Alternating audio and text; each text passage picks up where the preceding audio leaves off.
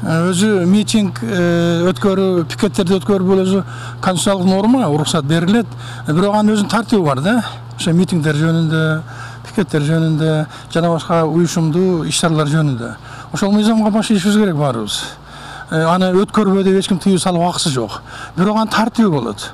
Ошо тартибине ылайык, мисалы үчүн кече жакында эле атайын токтом чыкпадыбы мэриянын, ошол элчиликтердин астында, анан Ала Тоо аянтында жана башка азыркы эл аралык курч кырдаалга байланыштуу чыгарды. Бул утурумдук эле токтомдор болуп атат.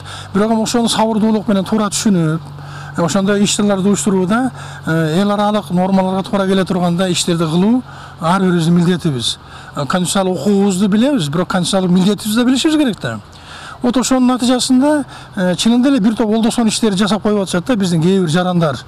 Мисалы үчүн Россиянын элчилигинин астына барып тигиндей акцияларды өткөрүшү, башкандай баягындай бир туура келбеген эле, шайкеш келбеген эле сөздөрдүн, кептердин айтылышы, ошолордун баардыгы биздин эл аралык деңгээлде аброюбузга албетте шек келтирет.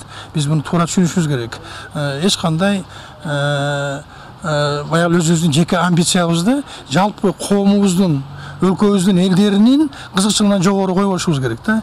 Менимче ошондой кубулуш болуп аткандай сезилип атат мага. Иштеш керек. Мыйзамга биз баарыбыз баш ийишибиз керек. Кичинекей балдардан баштап президентибизге чейин баш ийишибиз керек.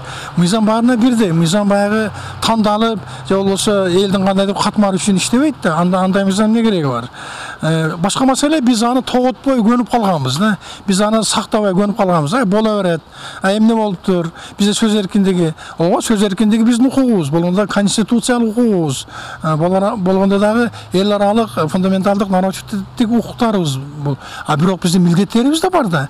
Биз өзүбүз жашап аткан коомдун алдында ошол коомдун жүрүм турумуна, коомдун тынччылыгына, стабилдүүлүгүнө шек туудурбай турган милдетибиз да бар да. Кептин баары ошондой болуп атпайбы? Бирок кээ бир саясатчылар же саясатчы болумуштар ушундай өтө эле аша чапкан нерселерди жасап атышат. Мен буну эркиндик эмес, буну эң баштык деп айтат элем да.